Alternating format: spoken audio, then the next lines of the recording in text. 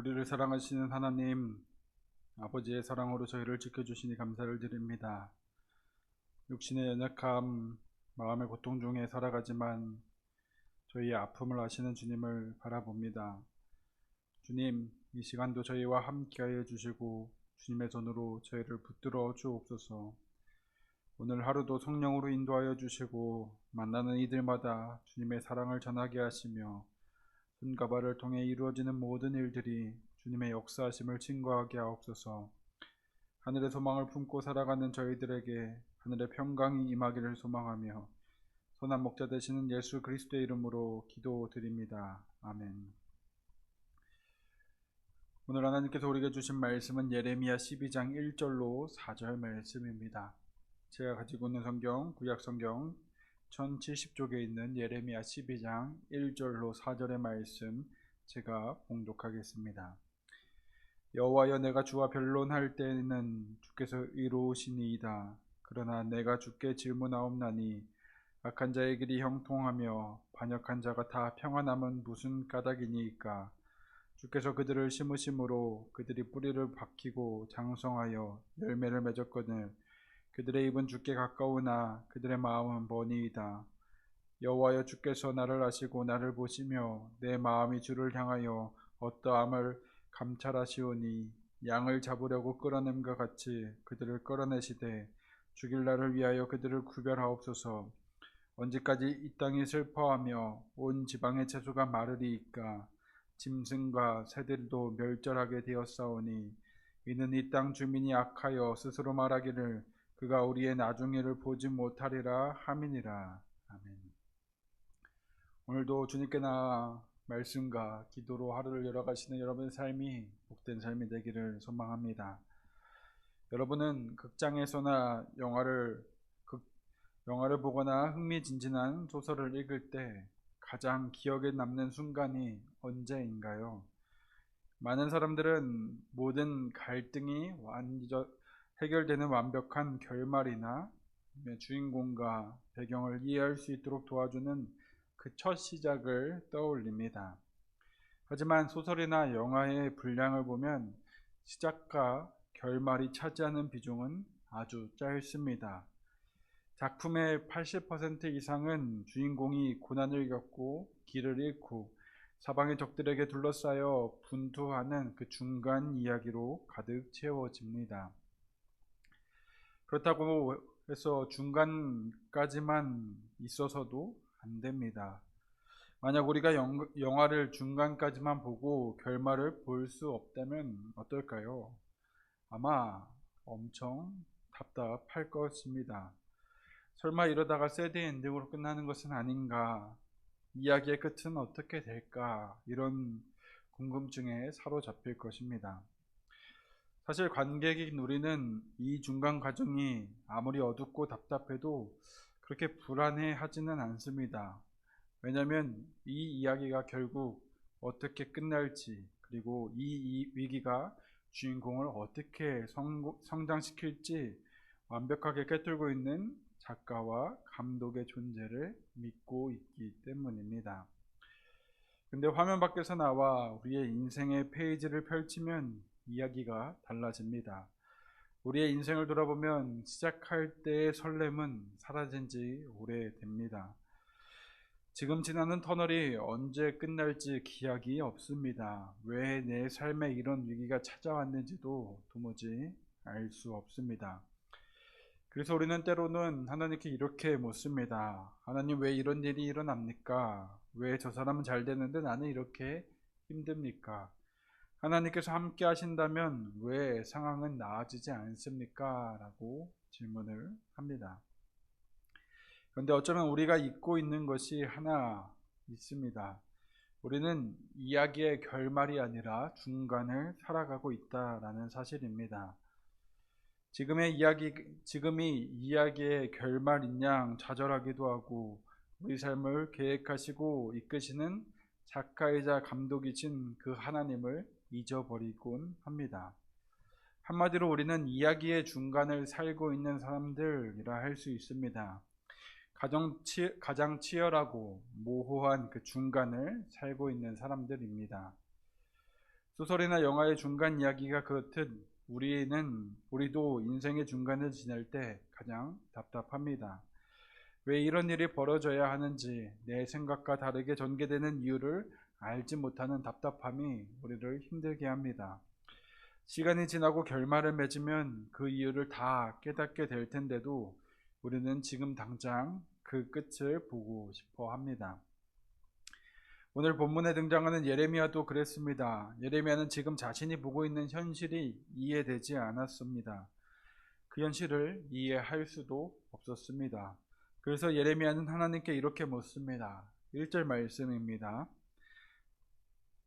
여호와여, 내가 주와 변론할 때에는 주께서 의로우시니이다. 그러나 내가 주께 질문하옵나니 악한 자의 길이 형통하며 반역한 자가 다 평안함은 무슨 까닭이니까. 예레미야는 하나님을 믿고 하나님의 말씀을 전했습니다. 그런데 자신이 보고 있는 현실은 이해하기가 어려웠습니다. 악한 사람들은 잘되고 하나님을 거역하는 사람들은 평안해 보였습니다. 결국 이야기의 중간에 서 있던 예레미야가 하나님께 던진 질문은 이것입니다. 하나님, 지금 제가 보고 있는 이 장면을 어떻게 이해해야 합니까? 예레미야의 질문은 사실 우리에게도 매우 익숙한 질문입니다. 하나님, 왜 악한 사람들은 잘 됩니까? 왜 하나님을 믿지 않는 사람들은 아무 걱정 없이 사는 것 같은데 하나님을 믿는 나는 왜 이렇게 힘듭니까? 정직하게 살아가는 사람은 손해를 보고 거짓말하고 속이는 사람은 오히려 왜 잘 됩니까? 라고 말입니다. 이러한 질문은 우리가 자주 하는 질문이기도 하고 욥기를 통해서 알 수 있듯이 아주 오래전 사람들도 우리처럼 질문했던 내용입니다. 다만 예레미야의 질문과 세상 사람들의 질문에는 차이점이 있습니다. 그것은 예레미야는 이것을 단순히 자신의 감정으로 질문한 것이 아니라는 점입니다. 악인들의 형통함 때문에 배 아파서 한 질문이 아니라는 것입니다. 예레미야는 먼저 여호와여, 내가 주와 변론할 때에는 주께서 의로우시니이다 라고 말하며 하나님의 의로우심을 인정합니다. 그가 악인의 형통을 보면서 하나님은 불의하신 분이다 라고 말하고 있는 것이 아닙니다. 오히려 하나님은 의로우신 분이라는 사실을 믿기 때문에 지금의 상황이 이해가 되지 않는다는 질문입니다. 예레미야는 악인들의 모습을 자세히 설명합니다. 하나님께서 그들을 심으셔서 뿌리를 내리게 하셨고 열매도 맺었으나 정작 그들은 말만 하나님께 가까울 뿐 마음은 멀어져 있다라고 설명합니다. 그런데 여기서 말은 하나님께 가깝다라는 사실은 예레미야가 악인이라고 칭하는 자들이 이방인이 아님을 알려줍니다. 예레미야가 지적하고 있는 그 사람들, 악인이라 칭하고 있는 그 사람들은 앞서 형식적인 신앙과 위선적인 신앙을 보였던 이스라엘 백성입니다. 이방인들이 아닙니다. 3절에서는 예레미야가 하나님께 자신의 이야기를 꺼냅니다. 자신은 위선적인 악인들과 다르게 하나님께 대하여 성실하게 살아왔다라고 말합니다. 여기서 예레미야는 아시고 보시며 감찰하시오니라는 이 세 개의 동사를 연달아 사용함으로써 하나님께서도 자신의 성실함을 알고 계심을 나타내고 있습니다. 다만 문제는 그들은 하나님과 멀지만 잘되고 자신은 하나님을 따르지만 힘들다라는 것입니다. 한마디로 왜 믿음을 가진 하나님의 자녀가 세상 사람들보다 힘들게 살아가야 하냐라는 질문입니다. 이에 대해 하나님께서는 예상밖의 대답을 하십니다. 5절입니다. 만일 내가 보행자와 함께 달려도 피곤하면 어찌 능히 말과 경주하겠느냐. 내가 평안한 땅에서는 무사하려니와 요단강 물이 넘칠 때에는 어찌하겠느냐. 예레미야는 악인이 왜 잘됩니까? 라고 물었는데 하나님께서는 내가 지금 힘든 것도 버티지 못한다면 앞으로 더 큰 일을 어떻게 감당하려느냐라고 말씀하십니다. 생뚱맞은 대답처럼 들리는 이 말은 예레미야의 시선을 바꾸어 버립니다. 하나님께서는 예레미야가 아직 보지 못하고 있는 더 큰 일 세 가지가 있음을 설명하십니다. 첫 번째는 조금 전 우리가 읽었던 5절의 내용입니다. 하나님께서는 현재 고난으로 힘들어하는 예레미야를 향해 지금보다 더 큰 일을 해야 한다라고 말씀하십니다. 먼저 하나님께서는 현재 예레미야의 사역을 보행자와 함께 달리는 것으로 가정합니다. 여기서 말하는 보행자는 일반적으로 걸어가는 사람들이 아닙니다. 단어를 원문으로 보면은 전쟁의 이미지로 사용되고 있습니다. 즉 보행자는 보병입니다. 그런 점에서 말은 기병으로 이해할 수 있습니다. 고대 전쟁에서 보병과 기병의 전력 차이는 매우 컸습니다. 그런데 하나님께서는 지금 예레미야가 보병과 겨루어 싸우고 있는 것으로 비유하시며 장차 기병과도 겨루어야 한다라고 말씀하십니다. 또 하나님께서 예레미야는 지금 평안한 땅에서 생활하는 것과 같다라고 말씀하십니다. 이후에는 요단강 물이 넘칠 때가 옵니다. 요단강은 봄철이 되면 수량이 급격하게 불어나 범람합니다. 이때 요단강을 건너는 것은 매우 위험합니다. 하나님께서는 이러한 현상을 염두에 두고 요단강이 범람할 때 어떻게 거기서 견딜 수 있겠느냐라고 말씀하십니다. 이처럼 하나님께서는 장차 더 큰 고난과 더 큰 일을 준비하라라고 말씀하시면서 형제와 일가 친척을 믿지 말라고 당부하십니다. 예레미야는 제사장 출신이었기에 그의 가족들 역시도 제사장이거나 제사장 가문의 사람들이었습니다. 이들은 누구보다도 하나님의 뜻에 민감한 사람들이어야 하지만 하나님의 뜻을 선포하는 그 예레미야에 대하여 이해를 가지지 못했습니다. 오히려 예레미야를 살해하려는 음모를 꾸몄습니다. 하나님께서는 그런 그들의 말을 믿지 말라라고 권면합니다. 7절부터 13절의 말씀은 예레미야가 알지 못했던 두 번째 큰 일이 등장합니다. 7절 말씀입니다. 내가 내 집을 버리며 내 소유를 내던져 내 마음으로 사랑하는 것을 그 원수의 손에 넘겼나니. 하나님께서는 이제 예레미야의 질문에 대해 답변을 해주십니다. 그 내용은 하나님께서 유다를 대적의 손에 넘겨서 멸망시키신다라는 것입니다. 하나님께서는 자신의 소유인 유다의 행악을 숲속의 사자가 소리를 내는 것으로 비유하십니다. 사자가 하나님을 향해 소리를 낸다라는 것은 하나님까지 무시하는 교만함, 그리고 하나님을 대항하는 그 패역함을 나타냅니다.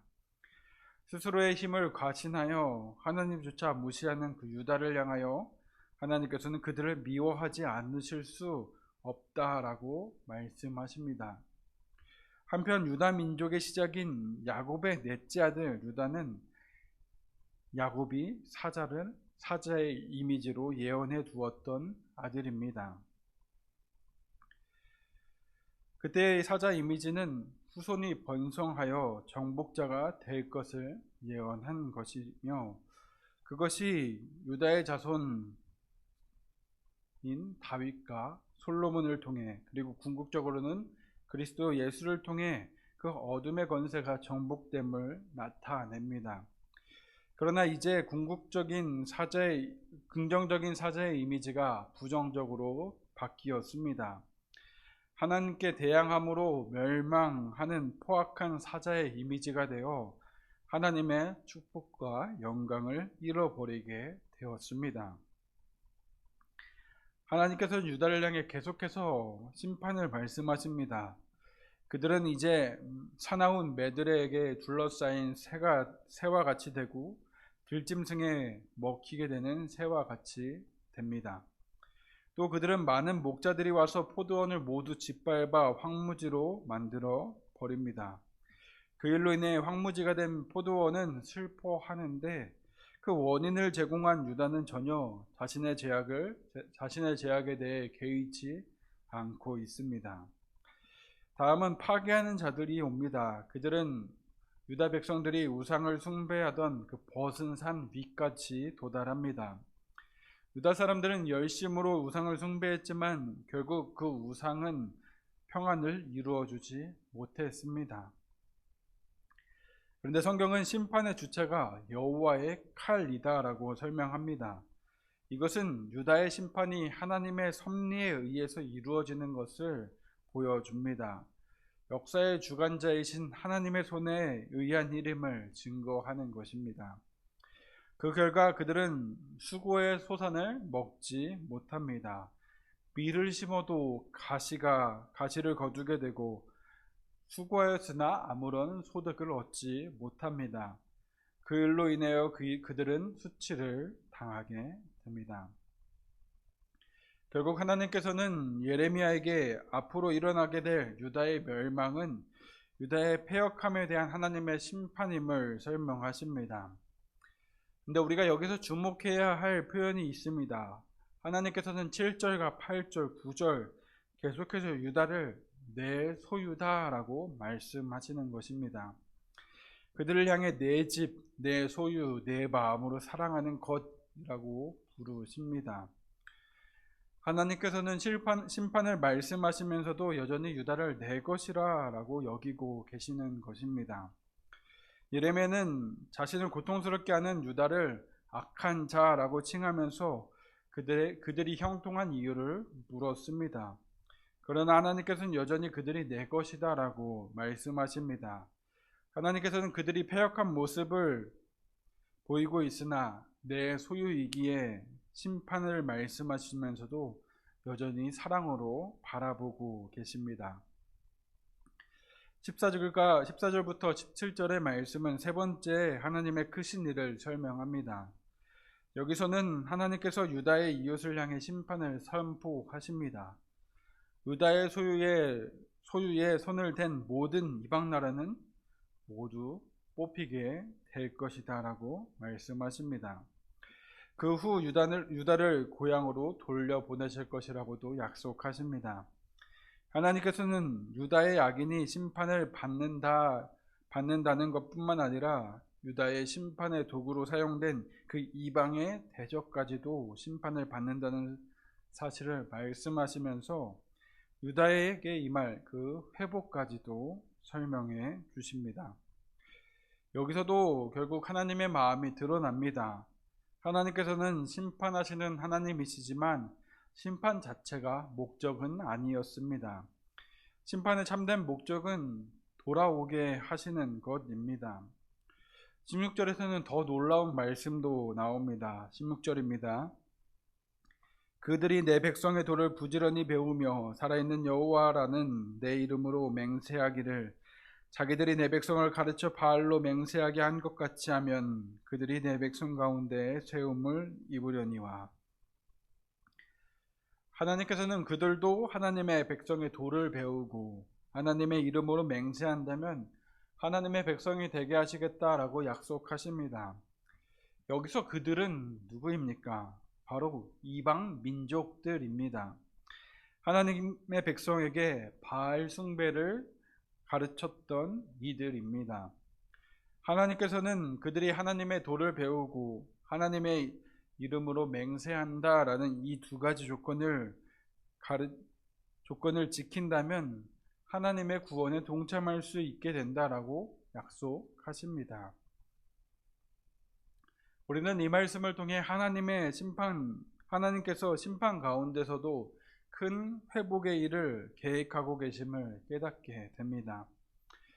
예레미야가 12장에서 처음 질문했던 것은 무엇이었나요? 왜 악한 자가 형통합니까? 였습니다. 그런데 이에 대한 하나님의 대답은 예상 밖이었습니다.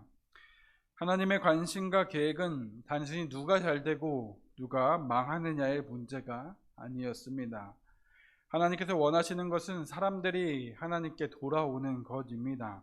그것이 유다 백성이든 이방 민족이든 말입니다. 결국 하나님께서는 예레미야에게 내가 보고 있는 것은 내 계획의 전부가 아니다라고 말씀하고 계신 것입니다. 예레미야 12장에서는 예레미야가 보지 못했던 하나님의 계획 세 가지를 통하여 하나님의 크신 뜻이 있음을 알게 하십니다. 예레미야를 더 큰 일에 쓰임받게 하시겠다라고 말씀하셨고, 예레미야가 악한 자라고 칭하고 있는 사람들도 하나님께서는 내 소유로 여기고 계시는 존재였습니다. 그리고 하나님께서는 유다도 열방도 모두를 다루시면서 그들을 심판하시기도 하시고 다시 돌아오게도 하신다라는 것을 우리들에게 가르쳐 줍니다. 이를 통해 지금 내 눈앞에 보이는 한 장면만 가지고 내가 무엇을 하고 있는지 판단하지 말아야 됨을 가르쳐 줍니다. 우리도 예레미야와 같이 지금 인생의 중간을 살아가고 있습니다. 아직 결말을 보지 못했습니다. 그래서 때로는 하나님께 이렇게 묻습니다. 하나님, 왜 이런 일이 일어납니까? 왜 내가 생각한 것과 다르게 흘러갑니까? 왜 하나님을 믿고 살아가는데 내 삶의 어려움이 계속됩니까? 근데 오늘 말씀은 우리에게 모든 질문의 답을 한꺼번에 알려주지는 않습니다. 하나님께서 예레미야에게 앞으로 일어날 모든 일을 자세하게 설명해 주시지도 않았습니다. 대신 하나님께서는 예레미야가 지금 보고 있는 것보다 더 큰 일을 계획하고 계심을 가르쳐 주셨습니다. 내가 지금 보고 있는 것이 일부에 불과하다는 사실을 말씀해 주셨습니다. 악한 자가 형통하는 것도 이야기의 전부가 아니고, 유다가 심판받는 것도 이야기의 전부가 아니며, 이방 민족들이 하나님의 백성을 괴롭히는 것도 이야기의 전부가 아니라는 것입니다. 하나님께서는 심판 가운데서도 회복을 준비하셨고, 유다의 회복을 넘어 이방 민족까지 하나님의 백성이 될 길을 열어두고 계셨습니다. 이때 하나님께서 예레미야에게 바라시는 것은 그저 하나님을 신뢰하는 것이었습니다. 우리도 마찬가지입니다. 우리는 내 인생의 다음 페이지에 무엇이 기록될지 알지 못합니다. 지금 내가 겪고 있는 일이 언제 끝날지도 모르고 지금의 고난이 어떤 의미인지도 잘 모릅니다. 하지만 하나님께서는 분명하게 말씀하시는 한 가지가 있습니다. 하나님께서는 우리의 생각보다 더 큰 일을 계획하시며 그 계획은 우리를 사랑하시어 구원으로 인도하시는 계획이라는 것입니다. 혹 우리가 인생이라는 이야기의 중간을 살고 있을지라도, 지금의 이야기가 실패하는 장면처럼 보일지라도 우리가 보고 있는 그것만 가지고 하나님을 판단해서는 안 됩니다. 하나님께서는 다음 장에 어떤 반전을 준비하셨는지 우리는 알 수 없습니다. 내 눈에는 실패처럼 보이는 장면을 하나님께서 어떻게 새로운 시작으로 사용하실지 우리는 알지 못합니다. 아직 우리의 이야기가 끝나지 않았음을, 그리고 하나님께서 예수 그리스도를 통하여 이미 구원의 승리를 이루어주셨음을 기억하시기 바랍니다. 그렇게 우리의 인생의 작가이신 하나님을 신뢰하며 신앙의 이야기 한 페이지를 써가시기 바랍니다. 내 생각보다 크신 계획을 가지신 하나님, 내가 보지 못하는 곳에서도 일하시는 하나님, 심판 가운데서도 회복을 준비하시는 그 하나님을 믿으며 살아가시는 우리 모두가 되기를 간절히 바랍니다. 기도 제목 나누고 함께 기도하기 원합니다. 먼저는 말씀을 기억하며 기도합시다. 주님, 선하신 계획으로 저희를 인도하심을 신뢰하게 하옵소서. 이미 주님께서 저희의 삶을 승리로 이끄셨음을 기억하게 하사 현실의 고난 앞에 넘어지지 않게 해달라고 기도합시다. 다음으로는 교회의 환우들을 위해 중보해 주시길 바랍니다. 주님, 질병의 고통, 육신의 연약함으로 어려움 가운데 있는 성도님들을 기억하여 주시고 저들에게 치유의 강선을 베풀어 주셔서 육신이 회복되고 마음의 평안을 얻으며 주님을 향한 그 사랑이 회복되게 해달라고 중보해 주시기를 바랍니다. 그리고 우리 마지막으로 개인에서 우리 마음속에 있는 간절한 기도 제목 주님께 아뢰며 기도합시다. 기도하겠습니다. 선하시고 자비하신 하나님 아버지, 주님을 찾는 마음을 주시고 주님을 만나는 기쁨을 누리게 하시니 감사를 드립니다. 주님, 저희는 지금 보고 있는 것이 전부인 것처럼 생각하며 살아갈 때가 많았음을 고백합니다. 왜 이런 일이 일어나는지 이해하지 못하고 내 생각과 다르게 흘러가는 삶을 보며 하나님께 질문할 때도 있었습니다. 그러나 오늘 말씀을 통해 저희가 이야기의 중간을 살아가고 있음을 깨닫게 하시니 감사합니다. 이제는 저희의 눈에 보이지 않는 곳에서도 일하시는 그 하나님을 신뢰하게 하시고 지금의 상황만으로 하나님의 뜻을 판단하지 않게 하옵소서.